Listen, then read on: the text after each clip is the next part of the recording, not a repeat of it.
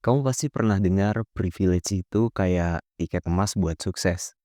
Tanpa privilege, hidup terasa berat. Tapi sejatinya privilege itu cuma satu dari banyak variabel. Nah, sekarang mari kita kupas. Yang pertama, privilege itu bukan jaminan. Kamu bisa lahir di keluarga mapan, punya koneksi dan modal awal besar. Semua itu memudahkan langkah pertama. Tapi privilege saja tidak cukup. Banyak wirausahawan sukses malah mulai dari nol. Yang kedua, usaha dan pola pikir lebih berperan. Saat privilege bertemu kemalasan, privilege bisa habis terbakar. Sebaliknya, kamu yang non-privilege tapi punya kebiasaan kerja keras dan growth mindset bakal terus melaju. Yang ketiga, privilege bisa menciptakan zona nyaman. Terlalu nyaman bisa bikin kamu takut ambil risiko. Sementara itu, hidup tanpa privilege memaksa kamu untuk keluar dari zona aman setiap hari. Justru disitulah kamu dipaksa untuk belajar lebih cepat dan beradaptasi lebih baik. Yang keempat, cara kamu memanfaatkan privilege itulah kuncinya. Kalau kamu punya privilege, gunakan untuk belajar dan bereksperimen, bukan sekedar pamer. Kalau kamu tidak punya privilege, jadikan itu sebagai motivasi tambahan untuk kreatif cari solusi. Privilege boleh jadi bahan bakar awal, tapi bukan jaminan sukses. Tindakan nyata dan kebiasaan positiflah yang membawa kamu melaju lebih jauh. Faktanya, lebih banyak orang hidup tanpa privilege. Kamu tidak dilahirkan di keluarga berkecukupan, tidak punya koneksi penting, dan tidak ada tumpukan modal menanti di rumah. Hidup seperti itu memaksa kamu mencari solusi sendiri dan memacu kreativitas untuk menghadapi tantangan sehari-hari. Tanpa dukungan instan, kamu belajar melihat peluang di celah yang sering diabaikan orang lain. Banyak cerita startup besar yang lahir di garasi kecil atau kamar kos sempit membuktikan bahwa ide matang dan ketekunan konsisten seringkali mengalahkan modal yang besar. Privilege memang mempercepat langkah awal, tetapi ketika privilege itu habis, kamu tetap bergantung pada usaha dan ketekunan pribadi. Kebiasaan positif yang kamu bangun setiap hari, keberanian untuk terus mencoba, dan kemampuan beradaptasi itulah yang membawa kamu melaju jauh. Jadi jika kamu belum punya privilege, anggap itu bukan kekurangan mutlak, melainkan bahan bakar untuk bertindak lebih cerdas dan membentuk karakter perintis sejati.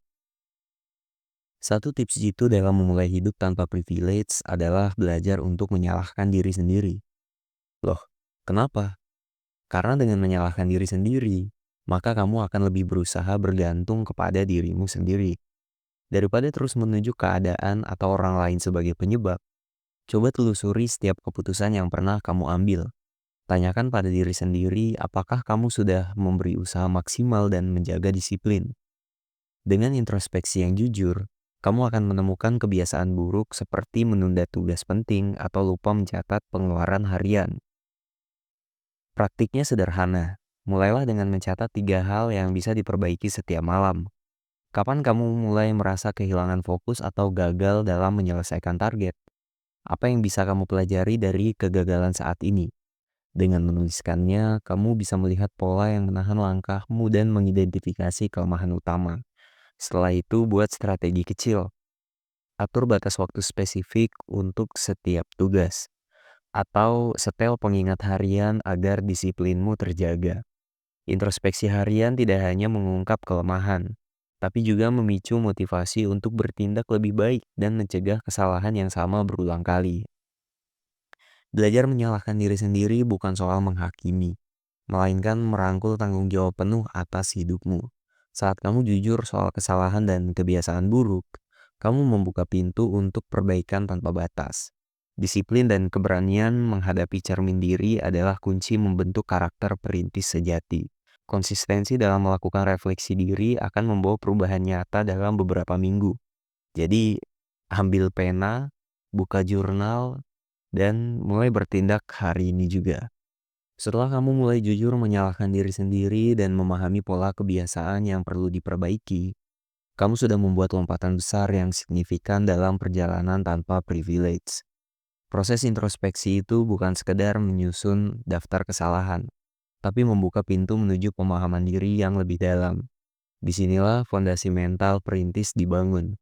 Kesadaran bahwa setiap kegagalan adalah sinyal untuk memperbaiki, bukan alasan untuk tetap diam. Dengan ruang refleksi yang terbuka, kamu bisa memetakan area kekurangan dan merancang strategi perbaikan.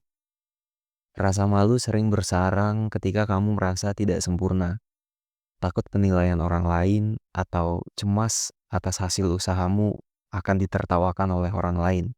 Namun, daripada membiarkan rasa malu itu menahanmu, lebih baik kamu melatih otot kepercayaan diri. Percaya diri bukan berarti harus sempurna, melainkan berani menampilkan versi terbaik diri, bahkan di tengah keraguan. Saat kamu berani menyuarakan ide, walau terasa canggung, kamu menanam benih keberanian saat latihan. Mulai dari hal sederhana, angkat tangan satu kali saat rapat, ajukan pertanyaan tertunda, atau beri komentar singkat di dalam sebuah grup diskusi. Setiap langkah kecil itu menambah keyakinan. Kesalahan tidak menandai kegagalan mutlak, tapi proses belajar di lapangan seiring waktu, keraguan menyesakkan akan mereda dan digantikan oleh kenyamanan dalam mengekspresikan diri. Ini bukan soal menunggu pujian orang lain, melainkan tentang menguji batasan diri sendiri. Dari keberanian itulah pintu peluang terbuka lebar. Inilah karakter perintis sejati. Seseorang yang memilih bertindak meski takut dan memilih untuk terus melangkah ke depan. Setelah kamu berani menantang rasa malu dan membuktikan bahwa keberanianmu bisa tumbuh, sekarang kita masuk ke prinsip berikutnya, yaitu jangan menggantungkan harapan pada siapapun. Saat kamu terlalu berharap pada orang lain, entah itu keluarga, teman, atau rekan kerja, kamu akan mudah kecewa ketika ekspektasi tidak terpenuhi. Ketergantungan seperti ini bisa memperlambat langkahmu dan membuatmu kehilangan kendali atas perjalanan kamu sendiri. Alih-alih menunggu bantuan datang, mulailah membangun rencana cadangan dan kemandirian. Kamu boleh mencari dukungan dan masukan, tetapi keputusan akhir ada di tanganmu. Dengan begitu, saat bantuan itu tidak datang atau justru mengarahkanmu ke jalan yang salah, kamu tetap punya pijakan kuat untuk melanjutkan perjalanan. Belajar memetakan risiko dan menyiapkan alternatif membuat kamu lebih siap menghadapi situasi apapun. Memanfaatkan jaringan itu penting, tetapi jangan sampai kamu hanya duduk menunggu petunjuk. Gunakan koneksi untuk memperluas wawasan dan membuka peluang. Lalu kerjakan sendiri tahap eksekusi tersebut. Ketika kamu membuktikan bahwa kamu mampu berdiri tanpa pegangan, orang lain justru lebih percaya dan bersedia menaruh harapan padamu. Inilah karakter perintis sejati. Bukan hanya percaya diri, tetapi juga mandiri dan siap melangkah tanpa mengandalkan tangan orang lain. Setelah kamu belajar untuk tidak tergantung pada orang lain dan membangun rencana sendiri, kini saatnya kamu menghadapi realita yang tidak kalah penting, yaitu hidup dalam tekanan. Tekanan itu bukan musuh, melainkan ujian karakter yang akan mengasah ketangguhanmu. Saat kamu punya tenggat waktu ketat, anggaran terbatas, atau ekspektasi tinggi dari diri sendiri, disinilah kamu ditantang untuk mengambil langkah yang lebih terukur. Hidup dalam tekanan memaksa kamu membagi tugas besar menjadi langkah kecil yang bisa dikerjakan setiap hari. Alih-alih merasa kewalahan, coba pecah target menjadi misi harian lalu centang satu persatu. Setiap checklist yang selesai akan memberikan dorongan percaya diri, sekaligus mengurangi beban mental. Tekanan juga akan memperlihatkan kebiasaan mana yang perlu diubah. Apakah kamu terlalu menunda, kurang fokus, atau belum pandai mengelola waktu? Kunci lain adalah menemukan ritme kerja yang sesuai. Beberapa orang justru berpikir lebih kreatif di bawah tekanan ringan, sementara yang lain butuh jeda istirahat singkat untuk menjaga energi. Pelajari pola produktivitasmu dengan eksperimen sederhana. Coba bekerja dalam sesi 25 menit lalu istirahat 5 menit. Jika tekanan mulai memuncak, tarik napas dalam, evaluasi progres, lalu lanjutkan dengan strategi baru. Ingat, tekanan bukan tanda bahwa kamu gagal, tapi sinyal untuk beradaptasi. Dengan konsistensi dan fleksibilitas, kamu tidak hanya akan selamat dari tekanan, tapi justru berkembang lebih kuat. Itu dia karakter perintis sejati yang tetap melaju walau jalan penuh beban. Setelah kamu belajar menghadapi tekanan dan membagi tugas besar jadi langkah kecil, Sekarang saatnya mempercepat pertumbuhan lewat belajar dari orang lain. Menatap layar sendirian atau membaca teori saja tidak cukup untuk jadi perintis yang tangguh. Kamu perlu menyerap pengalaman nyata yang sudah dibuktikan oleh mereka yang lebih dulu melangkah. Mulailah mencari mentor atau figur inspiratif yang ceritanya selaras dengan tantangan kamu. Ikuti podcast, baca blog, atau tonton wawancara para pelaku industri yang sukses tanpa privilege. Saat kamu mendengar langsung bagaimana mereka menyiasati kegagalan dan menemukan solusi kreatif, kamu mendapatkan insight yang tidak akan kamu temukan di dalam buku teks. Lebih jauh lagi, bergabunglah dengan komunitas online atau lokal yang membahas topik serupa. Di sana kamu bisa bertukar pengalaman, bertanya hal-hal detail, dan bahkan mendapatkan data praktis seperti alat yang mereka gunakan dan metode yang terbukti efektif. Diskusi dua arah ini akan membuat kamu tidak hanya memahami teori, tetapi langsung merasakan dampak positifnya. Jangan lupa untuk mendokumentasikan setiap pelajaran yang kamu dapat. Buat catatan ringkas setiap kali kamu membaca studi kasus atau berdialog dengan mentor.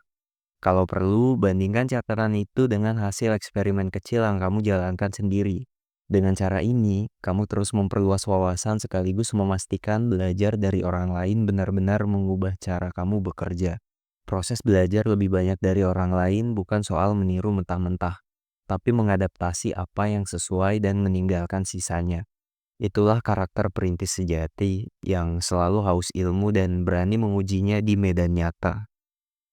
Setelah kamu menyerap banyak pengalaman dari orang lain, sekarang tantang dirimu untuk belajar lebih keras daripada mereka. Belajar keras di sini bukan cuma soal menghabiskan banyak waktu di depan layar, tapi mempraktikkan pengetahuan dengan kerja nyata. Kalau mentormu membaca satu buku per bulan, kamu dorong diri untuk menerapkan satu konsep tiap minggu dalam eksperimen kecil. Kalau mereka cukup dengan teori, kamu buktikan lewat hasil konkret yang bisa diukur. Mulailah dengan mendefinisikan tujuan belajar yang spesifik. Misal, kamu pelajari manajemen waktu, bukan hanya nonton tutorial, tapi terapkan metode Pomodoro selama 2 minggu. Lalu pantau produktivitas harianmu. Jangan takut merasa ketinggalan. Justru rasa itu memacu kamu untuk lebih fokus. Kalau teman sekitarmu berhenti setelah satu kali gagal, kamu ulangi hingga 3 kali sampai benar-benar menguasai. Proses ini memang melelahkan. Akan ada momen saat semangat menurun dan keraguan menyerang. Di saat itulah kamu tunjukkan perbedaan antara perintis dan penonton. Tahan godaan berhenti, rajin catat perkembangan, dan rayakan kemenangan kecil. Misal berhasil selesaikan tugas lebih cepat atau tingkatkan akurasi dalam tugas tertentu. Belajar lebih keras bukan tentang lomba siapa yang paling cepat, tapi tentang konsistensi dan keinginan untuk terus memperbaiki diri. Dengan cara ini, kamu tidak hanya menyerap ilmu, tetapi juga membangun kapabilitas yang sulit ditiru. Itu karakter perintis sejati yang siap untuk melaju lebih jauh. Setelah kamu belajar lebih keras daripada mereka, kini saatnya memeluk satu kenyataan tak terelakkan, yaitu kegagalan. Gagal sering terasa menyakitkan, membuat kamu meragukan kemampuan dan mempertanyakan tujuan. Namun, kegagalan bukan tanda akhir, melainkan batu pijakan. Saat kamu terjatuh, kamu diam sejenak untuk merasakan sakitnya, lalu bangkit dengan bekal pelajaran yang kamu dapatkan. Kegagalan memaksa kamu untuk menggali lebih dalam. Apa yang kurang dalam perencanaan? Di mana eksekusi yang meleset? Dan bagaimana strategi bisa disesuaikan? Proses ini memang tidak nyaman. Kamu mungkin merasakan cemas, takut dihakimi, atau terjebak dalam keraguan diri. Tapi justru di titik itu karakter perintis diuji.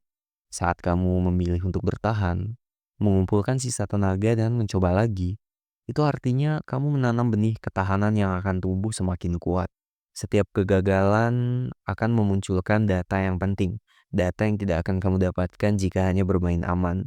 Data tersebut membantu memetakan risiko dan membuka jalan untuk strategi baru yang lebih tepat. Dengan rutin merefleksikan kegagalan, kamu belajar mengenali pola kesalahan dan mengidentifikasi perbaikan. Kegagalan juga menumbuhkan empati ketika kamu kelak menginspirasi orang lain, karena kamu pernah merasakan betapa beratnya perjuangan. Pada akhirnya, gagal bukan soal kalah, melainkan proses belajar hidup yang menjaga kamu tetap bergerak maju. Kegagalan itu perlu, karena tanpa rasa sakit dan pelajaran yang dibawanya, kamu tidak akan pernah benar-benar menjadi perintis sejati. Setelah kamu memeluk kegagalan dan belajar bangkit berkali-kali, saatnya memandang jauh ke depan. Jika suatu hari kamu sukses, ingat bahwa pencapaian itu bukan hanya hasil usaha sendiri, tapi juga buah dari pelajaran yang kamu petik dari hari-hari penuh tantangan. Kesuksesan sejati muncul ketika kamu menggunakan posisi itu untuk mengangkat orang lain. Bayangkan kamu sudah punya platform dan sumber daya.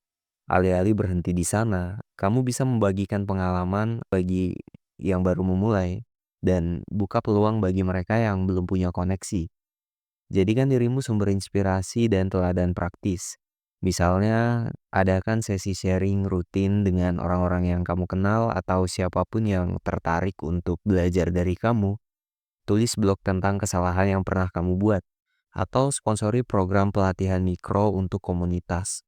Dengan membantu perintis lain, kamu memperluas dampak positif dari perjalananmu. Keberhasilanmu tidak akan terasa utuh jika tidak mengalir ke orang lain. Prinsipnya sederhana. Ketika kamu memberi kembali, kamu memperkuat ekosistem perintis. Ini bukan soal pamer, tapi soal tanggung jawab moral dan rasa syukur. Kesuksesan kelak bukan akhir, melainkan kesempatan baru untuk menciptakan gelombang perubahan. Itulah karakter perintis sejati yang tidak hanya melaju sendiri, tapi menyalakan semangat untuk banyak orang. Sekarang, setelah kita bahas 10 prinsip hidup tanpa privilege, pilih satu yang paling menggugah kamu dan mulai terapkan hari ini. Coba tulis di kolom komentar, pelajaran mana yang paling menantang untuk kamu jalani. Jangan lupa tekan tombol subscribe dan aktifkan notifikasi supaya kamu tidak ketinggalan insight mingguan di channel Sang Perintis. Bagikan video ini ke teman atau komunitas yang butuh dorongan ekstra. Terima kasih sudah meluangkan waktu untuk belajar bersama. Sampai jumpa di episode selanjutnya dan teruslah melaju sebagai perintis sejati.